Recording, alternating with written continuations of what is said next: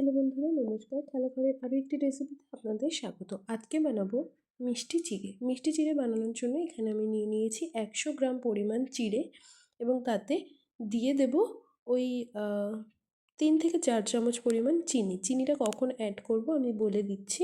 চিড়েটাকে লো ফ্লেমে বেশ নাড়াচাড়া করে ভেজে নিয়ে যখন চিড়ের কালার একটু চেঞ্জ হবে, একটু ব্রাউন হয়ে যাবে বা হালকা হালকা ভাজা হয়ে আসবে, দেখুন ঠিক এইরকম ব্রাউন ধরন হয়েছে, এই সময় চিনিটা অ্যাড করে দিতে হবে। চিনি অ্যাড করে দিয়েই কিন্তু গ্যাসের ফ্লেমটা বন্ধ করে দিতে হবে, না হলে চিনি পুরো পুড়ে গিয়ে এখানটাতে খাবারটা তিতো হয়ে যেতে পারে।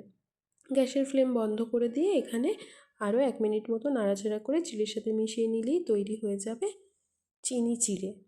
কেমন লাগলো আজকের ভিডিওটা অবশ্যই কমেন্ট করে জানাবেন। যদি ভালো লেগে থাকে তাহলে চ্যানেলটিকে সাবস্ক্রাইব করবেন এবং বন্ধুদের সাথে বেশি বেশি করে শেয়ার করে পাশে থাকবেন। দেখা হচ্ছে আরও একটি রেসিপির সাথে। ততক্ষণ সুস্থ থাকবেন, ভালো থাকবেন।